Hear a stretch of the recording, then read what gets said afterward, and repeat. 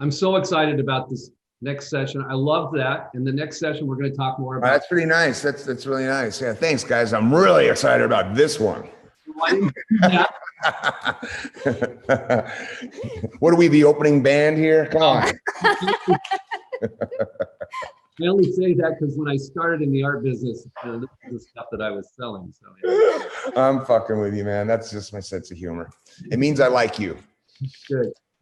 So let me introduce Risk. Risk is a multi-talented artist, sculptor, and graffiti pioneer. Kelly Risk Raval has been synonymous with the Los Angeles art community for over 30 years.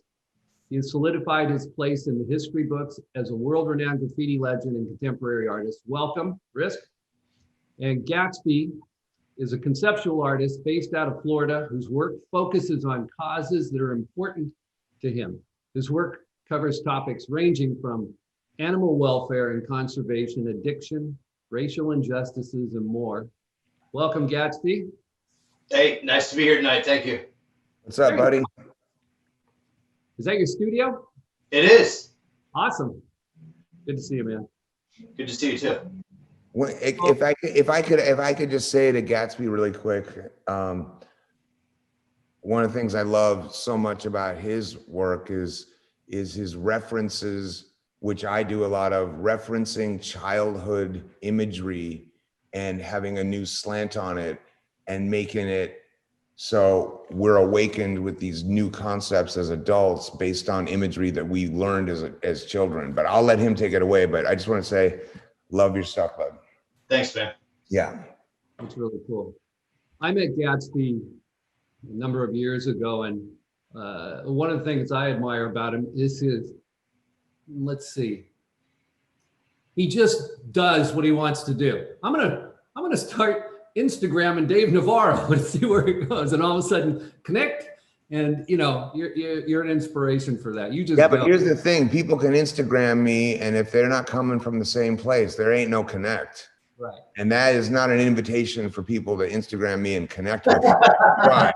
I'm just saying, when I saw his work, it was just like a no-brainer. Anyway, I'm gonna mute and shut up and let you guys take it away. I think what Dave's saying is everybody slide into Dave's DMs tonight. So we're here to talk about the expansion and the kind of the magnified interest in the graffiti and street movement. I'm going to give you a little background about myself, and well, not really about myself, but how I learned about it. I got into the art business in the mid 80s and working for a gallery chain and managed 15 plus galleries. And we represented Keith Haring and Andy Warhol and Kenny Scharf, Crash, Futura 2000. And I absolutely fell in love with all of those artists and continue to, you know, watch the prices of some of them and it totally enjoy seeing the more contemporary and the primary work that's coming out of the market, like yours, GATSBY and Risk, in the dual diagnosis. So with that said, let's talk about how did you get into this, GATSBY, and why? You know, it's funny. I kind of think I've been an artist all my life, but I didn't start painting until about 4 years ago. I watched Exit Through the Gift Shop, and I grew up in an extremely religious, repressed household, right? And the type of art that I liked was never encouraged. So I didn't think that I had any artistic ability and really didn't have an interest in visual art. You know, I love music, but as far as visual art, nothing had really caught my interest until I watched that movie, and it shifted my lens on how I looked at art. That art wasn't about the image or your ability to draw it, that it was about an idea. And, you know, that Banksy could say so much with so little, and the irreverence of it all, right? Like, it's very fun to say fuck you to the establishment and be able to kind of get away with it or even celebrate it for it. And I fell in love. And ever since then, it's all that I do. I'm almost like a hermit. But can I interrupt you, GATSBY, and talk about, don't you wish you could see the finished Brainwash edit of Exit Through the Gift Shop. I mean, that was pretty fucking cool, I have to say. 100%. And you know what else is cool is the fact that like now it's almost like he's a walking piece of art, right? Because it's an ongoing art project, really, right? Yeah, but I'm a fan of his editing. I'm more a fan of his editing. That's the crazy part. Maybe he'd collab with you on the next video for Dual Diagnosis. I'm thinking, don't worry. Yeah. Hey, Risk. Beautiful. Let's get Risk's take on this. So, hey, Risk, why don't you tell us how you got started? I got started. How did I get started? I used to surf a lot. High school, I used to surf a lot. I drew waves and pictures and stuff. And this guy from New York came. Wait, Risk, what school did you say you went to? Uni. Okay. Yeah. Okay. Uni. I think you. Yeah, I went there too. Yeah, I wonder if we were there at the same time. Had to have been. Probably. I had art class at uni. Anyway, carry on. What was the name of that school? University. Yeah, University High School. It's on the west side of California, LA, and it's just like a public school, and that's awesome. I didn't know that. Yeah, And they had one of the best tennis teams because they kicked our butt when I went to Chatsworth High, and they beat us every year. I didn't even know we had nothing on us. Go ahead, Risk. I drew pictures, and this guy came and said, what do you write? And I didn't know about the subculture of graffiti. I was like, I don't write. I draw fucking pictures. And he kept asking me, I'm like, I draw pictures, man. I don't know what you're talking about. I don't write. And he told me what writing was. I went out that day. I stole some spray paint. I went to my school. I couldn't wait till it was nighttime, so I jumped the fence, did a piece on the bungalows. It was terrible. And the next day, there's like 100 kids around going, it's so fucking cool. I'm like, that's cool? And they go, yeah. And I loved all the fucking publicity and shit. So I kept doing it. I got kind of decent. And there was like not a lot of surfer kids that got in a lot of trouble at uni high. So they caught me like that. And I had to change my name to Risk. And that's been it ever since. That's awesome. Yeah, all of us grew up in Southern California, so surfing was a big part of the culture, that's for sure. Oh yeah, I was a big, if you remember the Dogtown days, Jay Adams and Tony Alva and all those dudes, those guys were also my heroes. The skate scene and the surf scene really informed all of us, I'm sure, because that's what we lived in those days. And it was, and that was using our bodies for expression, and now being much older, thank God we don't have to do that. We don't have to do that. And the MX bicycle, Bob Harrow came out with the MX bicycle and all that. It was very popular there. Yeah, BMX, I was super into that. That was like the shit. Dude, I had a Mongoose. That was my shit. They sold me when they told me it was made out of the aluminum alloy that NASA uses. And the it paint was like, up like a sheet. You remember the paint like a sheet? Yeah, I had to have it. And if I kept one of the 4 Volkswagen vans I had, I'd be so happy today, but I didn't.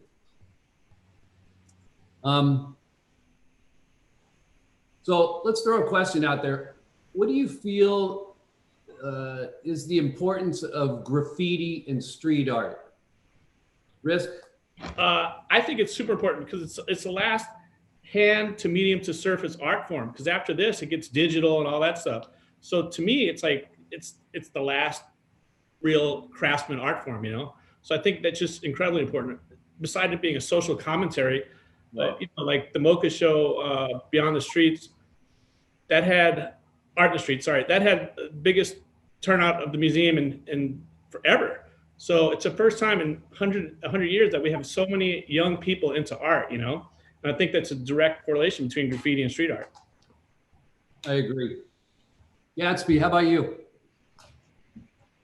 I mean, who's to say how much it actually influenced this past election that just went by, right? Like, I don't know how many of you guys have watched Art of Protest, but, one of the things that, like Dave brought up Shepard Fairey earlier, that I've always admired about him is, his artwork, and it doesn't even appeal to me visually, but I love it so much because he's been able to do so much with it, right? Like, he was able to help get Obama elected. I think all 5 of the congresswomen that were just elected, he produced their campaign art.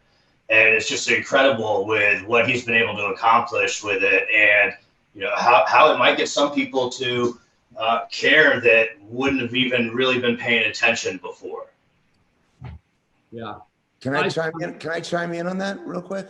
Yeah. Because for me, when I saw that Robbie Canal piece and it said contradiction and it was against the administration, I was maybe 13 years old. The Reagan piece? I'm sorry? The Reagan piece? Yeah, I have the original painting here, like the original painting that he did for those prints. That's what I just showed. But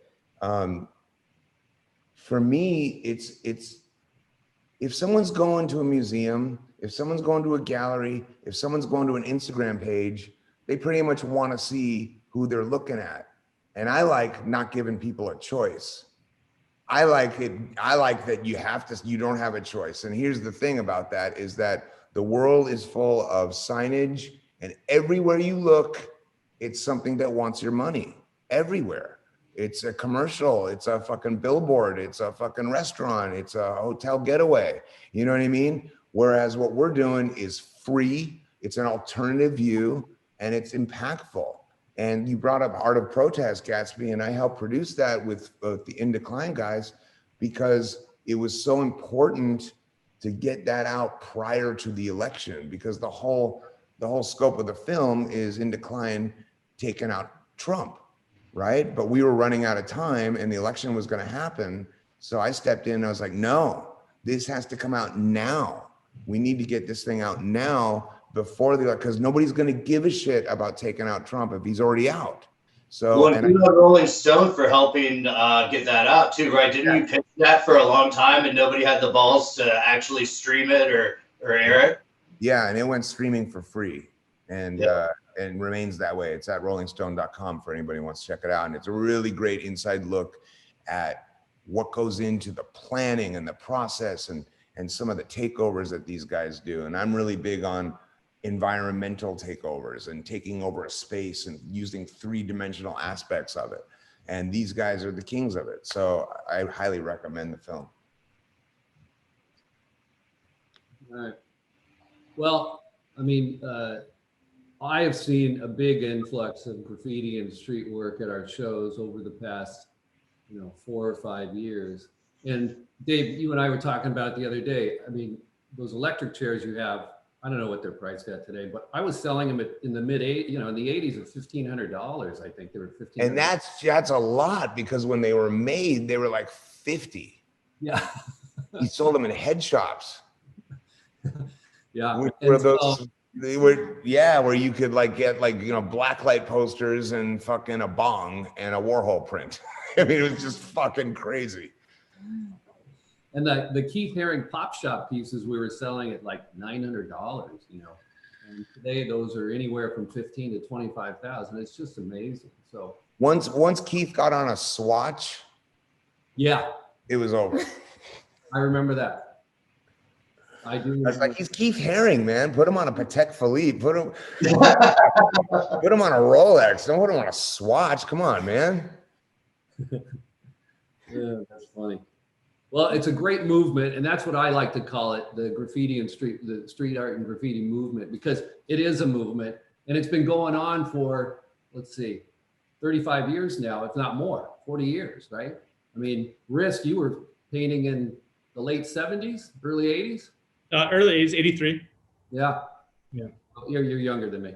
So, out there on the street, and it's a terrific movement, and I look forward to watching where your work goes, Gatsby's work, and Dual Diagnosis. So. Oh, Eric, one last thing while we're here. You were asking me about the print that we're collaborating on for people, and it's right behind me here. In progress still. The Dual Diagnosis guys still have to do their thing on it, so I'm excited to see what they do. But yeah. Yeah, we thought we'd release a print for people who can't be there, and just a cool little collab that's a one-off, and just to kind of say, hey man, I'm sorry that we can't all get together this year, but here's something that you can have, and it's not going to be expensive, and it's just, and that was Gatsby's idea. That's a great fucking idea. Oh, I love the idea. In fact, right, don't get so sad you eat all your pills like Tom and Jerry are doing here. Well, I've been there. I already tried that. It doesn't work. But let me just add this about the influx of street art in the gallery scene and how that's coming home with people. It's because people connect and people want to take it to their homes, and people want to own Risk. They want to own Scene. They want to own Gatsby. They want to own all these people, right? And I'm just so fortunate enough to be enmeshed in this world where I know these guys, and like, I know that that work is meant to be seen on a structure. I don't want a print of Risk's tag. I want Risk's tag on my fucking wall, because that's where it goes. You know what I mean? And not everybody's allowed to do that or wants to fuck their home up like that or increase the value, I say. But that's why they go to the galleries, because it's resonating on a level that is unexpected. You're driving down the street, you're seeing Burger King, you're seeing McDonald's, you're seeing this, you're seeing that, and then you're like, holy fuck, what is that? And you pull over and you get out and you fucking physically standing there. You know, it's like standing in. Risk and I have a huge fondness for Rothko, which if you look at a fucking Rothko on your phone, you're not going to get it. You have to stand in front of it. You have to be 18 inches away from that thing to understand it.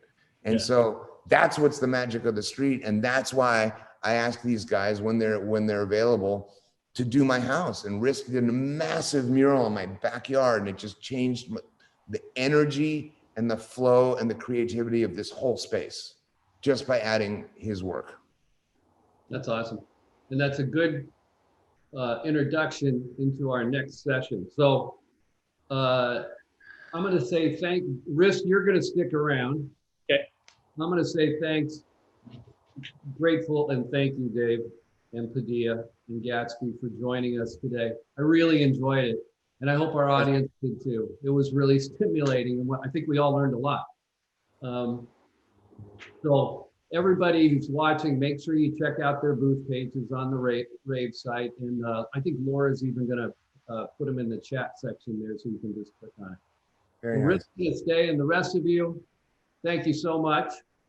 Wait, are you telling me? Let me just make sure I'm reading you correctly. You're telling us to fuck off now, right? Yeah, you say we don't have to go home, but get out of here.